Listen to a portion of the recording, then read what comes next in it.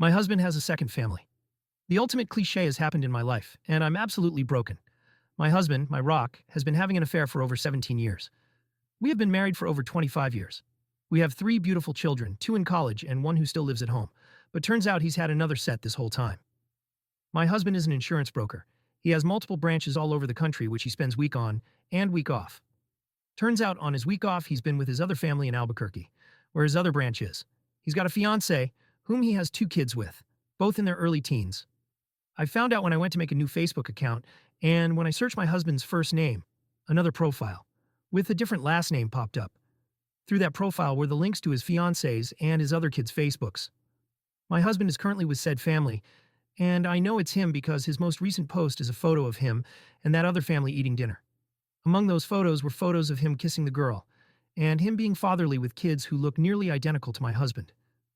I'm absolutely broken. Almost every part of me wants to scream in his face and reprimand him for ruining my life. But another part of me wants to pretend to be ignorant and let it be. Because our life is peaceful, he's good with our kids, he's the main source of financial income.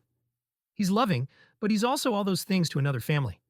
Not only would I be tearing a gaping hole into my family, I'd be opening up a vortex for them too. My heart is in shambles. I've never cried so much in my life. My youngest son is currently on a graduation trip with friends, and I'm alone till my lying, cheating, bastard husband comes home. My life is absolutely wrecked. It's literally a movie plot. I'm hoping he'll just come home, and it'll be a big misunderstanding why he's kissing a woman with a ring on her finger. I don't know what to do anymore. I'm tempted to pack a bag and just leave.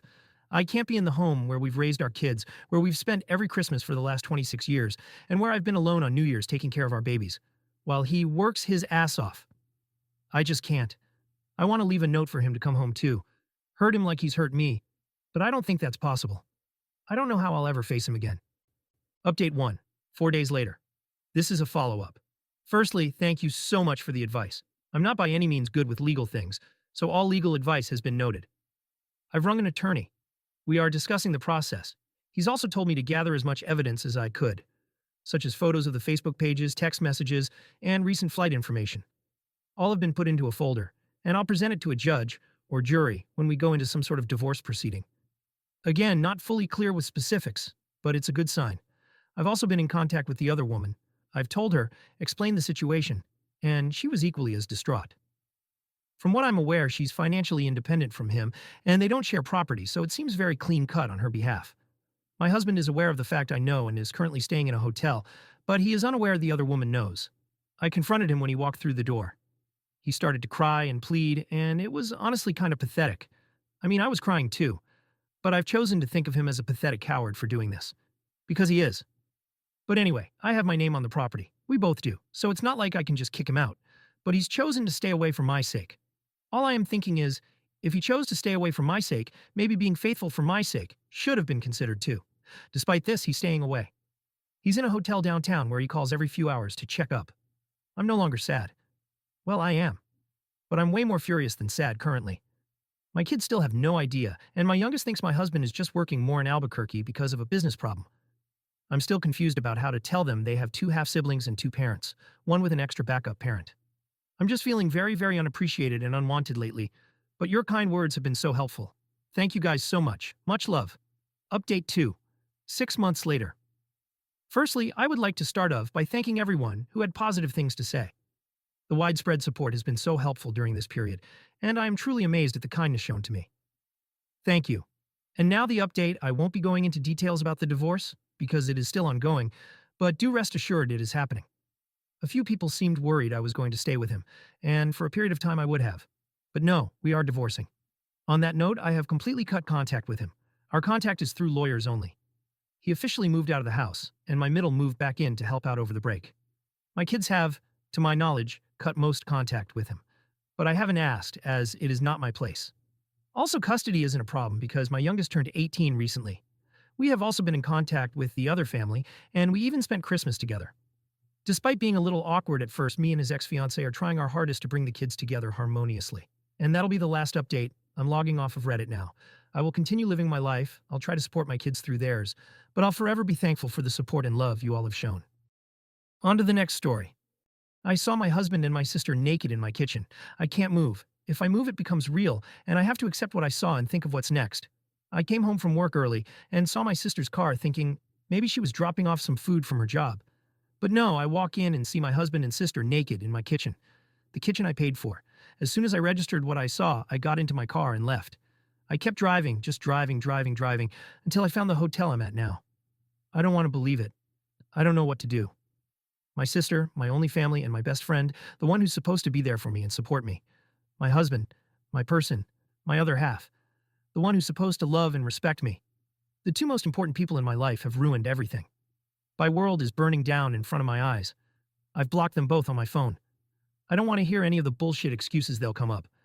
I don't want to confront this. I want to go back to this morning when everything was fine. Update. I saw my husband and my sister naked in my kitchen. I didn't think I needed to explicitly say this, but by naked I meant they were butt naked and fucking in the kitchen. I admit mentioning that I paid for the kitchen was odd and kind of funny, but anyone that knows me knows that the kitchen is my pride and joy. So yes, when I saw my sister and husband fucking in my kitchen, it stuck with me. And yes, they did see me. When I got to the hotel, I cried for a few hours, and then I just wanted to tell someone. Anyone. The two people I would talk to when something happened in my life were the two I needed to talk about, and it was 11-something in the evening, so I wasn't going to disrupt my friends' evenings and burden them. So instead I came to Reddit thinking not many would see it. The response I received was overwhelming. I want to say thank you to everyone that sent me kind words and advice. Thank you so much for all the virtual hugs. I know I only commented once. It's because I had so much to think about and do. I appreciate all the love and support. There was so much amazing advice given in the comments. Although a lot of it was American-based, I still appreciate it. But one thing I did see a lot was to unblock them and keep the texts and calls as evidence, so I did do that. After posting and another good cry, I knew that I had to get my shit together. I didn't have my sister or any family to help, so I had to do it myself. I started researching what my next steps were. In the morning, my friend called me saying my sister contacted her, wondering if I had been in contact with her. I told her what happened, and she very kindly offered her spare room and her day off work to help me sort stuff out. I called in sick at my job, and my friend helped get things done. I got in contact with my friend who works at a bank, and she helped me start sorting my financials. My friend also found me a lawyer to consult with. After my phone consultation with the lawyer, I was so overwhelmed. I now know why so many women don't divorce their cheating husbands. It's such a lengthy, expensive, and emotionally draining process. I fortunately make a stable income and can support myself. And fortunately, don't have kids. I have to remember that things aren't going to happen in one day. It will all take time. As for the house, unfortunately, his parents did buy it for us. And to be honest, after what I saw, I don't want it. I will try to get reimbursed for my beloved kitchen, otherwise it can burn for all I care. This has been super draining, but I knew I had to talk to them. I already knew there was no coming back from my husband. And when I checked his messages, they were exactly what I thought they would say. I'm sorry, it's not what it looks like. We didn't mean for it to happen. Please come home. I love you. Blah, blah, blah. Just absolute bullshit. A small part of me thought, maybe I could find it in me to forgive my sister as we only have each other. But after I opened her messages, all hope was lost. She used the same excuses we heard our father use when he cheated on our mother and beat us. She said the same things our mother would say when she would excuse our dad's behavior and also beat us. I spoke to her this morning and asked her to tell me straight up who, what, where, when, and why. She told me back in July when I went on a girls' trip, she was at our house and joked to my husband that I would cheat on him on the girls' trip because that's what always happens. He said nah, and they joked about it, but she said he could get even with me. And they ended up doing it once. One time led to 2 to 3, then to whenever they could do it. There was never any evidence or signs or anything that I was going to or even thinking of cheating. I told her we were done, and there is nothing she could do to bring us back together. I later received a call from an unknown number. It was my mother, who I haven't spoken to in 7 years. Turns out my sister has been in contact with her and told her what had happened, and my POS mother, the same woman who beat me for breathing wrong, had the audacity to say, "This is what I get for taking her daughters away from her." It hurts so much. I know things are going to get messier, and this is going to be a long few years. I've now lost all my blood relations. I need to get all my shit and find a new place. I want to show them that I can and I will thrive without them. Again, thank you all from the bottom of my heart for all the love and advice. All the people in the comments that could relate to me. I'm so sorry. I hate that other people know what it's like to have your world burned down like this. And now, on to the next story. If you're enjoying the story so far, what was your favorite part? Drop it in the comments below. And be sure to subscribe for non-stop juicy stories. OP, 42M, had an affair with his secretary, 25F, and had a child with her. Is now wondering what to do after everything blew up in his face. I know I'm going to get a lot of shit for the absurd age gap and the way we started. And I agree and I deserve it, but I would really like some genuine advice past going to counseling. She won't agree and I can't afford it anyways. What are some tangible things that I can work on and introduce to help us get past this either as a couple or as effective co-parents? Long story short, my ex-wife and I were together since middle school. We have 4 daughters in their teens. I was a stay-at-home dad and part-time worker for most of my life until my youngest was in middle school. My ex agreed to invest in a passion project business of mine. I hired a receptionist. My receptionist and I had an affair, and she baby-trapped me. Now we're living together and have a young son. She resents me because she feels she was fooled. She saw me as a business owner who had a nice car, nice clothes, took her to nice places, etc. She thought I was rich, so she got pregnant on purpose. She admitted it, not an assumption, hoping to use me to not work and sponsor her family from overseas. Well, actually my ex-wife and her family are the rich ones. None of our homes were in our names. We were renting from her parents and giving them a nominal fee with the expectation that these homes would be left to my ex and me after their death. This allowed my ex's salary, a one-time $50K, not huge in the high KOL area, to stretch, and we lived a really good life. I left our marriage with half our savings, about $25K, and my personal property and car. I lost my business due to lack of funding, and I did not seek alimony. I resent her because I feel I was fooled. I thought she loved me and couldn't believe the interest a young, hot woman showed in me. She was incredibly persistent and pursued me strongly. But she has no feelings for me, no care or desire. Now that the ruse is dropped, I can't believe I gave up my entire life for what I see was an ego trip. I love my ex-wife, really. I did and still do.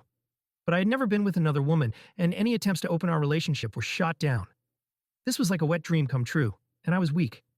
Now, both me and my girlfriend are in a place we didn't imagine. She's living in a shitty apartment with an old man and still has to work. I've lost my kids, the love of my life, my family, my lifestyle, my business, and it's all 100% my own fault. She stopped being intimate with me as soon as she found out I wasn't rich. We're still together on my end, because I feel like I need to have something to show for this shit show of a situation. At least I got a son and a partner out of it. At least it wasn't for nothing. And also because I don't trust her with our son. She would never agree to give me full custody, and she's not a good mother. I would be worried for his safety and the people she would have him around. I honestly don't know why she hasn't left me from her end. What can I do to improve this situation? I know logically it would be best to break up and co-parent, but I'm afraid for my son, and I'm embarrassed for myself. Is there a way to salvage this situation? I'm thinking of just telling her we can have an open relationship. She can sleep with whoever she wants and go wherever she wants as long as she lives here, so I can have my son 100% of the time. I work from home. I don't know if that's the answer here, though. Update 1. I had an affair, my ex-wife divorced me, and my kids absolutely refused to speak to me. I was an incredibly involved dad. Most of their lives I worked 1 to 2 days a week and then stayed home with them the rest. I was closer to them than their mom, and I'd like to think I've never disappointed them before this. I made a mistake. It's been over 2 years since it all came out, and I haven't been able to make any headway. My eldest is hung up on the fact that I now have a young son. Every firstborn of each generation in my family has been a boy for a long time, and she broke the streak. I honestly could not care less about that. I've always thought that pressure was stupid, and I'm not a traditionally masculine guy that always wanted a boy. But she's so hurt that I have a son and is convinced that's all I've ever wanted, and he's replaced her and my daughters. None of that is true. All of my girls said they don't consider themselves to have a brother and want nothing to do with him. All 4 of them feel betrayed and blame me for breaking up our family. I deserve the blame. It's my fault, and I take responsibility. But I can't change the past, and I don't know how I can begin making up for it. My ex has full custody of them, but I'm supposed to have visitation 1 weekend a month. They're all in therapy, and it was suggested to not enforce the visitation and respect their boundaries while they work through it. I've done that the entire time, and there's no progress made. Does anyone have any suggestions about what I can do here? My ex absolutely hates me, but was always supportive of the girls staying in contact with me. She's respected their wishes, but still gives me updates once in a while. My eldest is turning 18 soon and graduating this coming year, and probably moving away for university. I feel like the time to make up with her, especially, is slipping away. I know I'm the shitty person here. I was a terrible husband, but I was honestly a really good dad, and I miss my girls. Has anyone been through something like this? How did it turn out? What are your suggestions? Update 2. Good news. My girlfriend and I have broken up. She has gone back to her home country and left my son with me. Refused to sign any formal custody agreement, so I'm hoping she stays there and doesn't bother us again. I'm pretty sure if she comes back and demands time with him, I have a good case for maintaining custody. She's not even interested in FaceTiming with him, so he remembers her. I feel bad that my son will deal with a shitty and absent mother, but I hope I can get him into therapy as he grows. Bad news. I've tried my best to insist on visitation with my daughters, and that has fallen through. They absolutely refuse to see me. They wrote me a letter together that says how much they hate me, how betrayed they feel. how they'll never forgive me, and how my son will never be their brother. To not even bother telling him about them because they'll never be interested in knowing him. Just to forget about them altogether and move on with my new family. I have no legal recourse. The youngest is 13 now, old enough to have a say in custody arrangements. And I don't think forcing them to see me would do me any favors long term anyways. They also included pictures of their mother's wedding. My ex has no obligation to tell me about her personal life, but I'm pretty pissed that there is a man living with my daughters that I didn't know about. It is a family friend that has been in their lives for 10 plus years, so not a total stranger, but still hurt to see pictures of their recent wedding and family pictures with my daughters. They mentioned that they have a father figure and don't need me anyway. The whole thing really hurt. I know I have no right to feel hurt that my ex has moved on when I cheated on her, but their whole relationship has moved very fast, so I'm now wondering if they started it before we got divorced. No way to know now. Doesn't matter anyways. My ex agreed to keep me up to date and send pictures of my daughters once in a while. After dealing with my son's mom, I'm grateful she is so good to our girls, and I don't have to worry about their well-being. I'm trying to focus on being a good dad to my son and patiently waiting for my girls to grow up and reach out. It may never happen, but I'm hopeful that they will understand me more as they become adults and gain context for life. Guess I'll keep wondering for now. Be sure to subscribe and check out the next story here.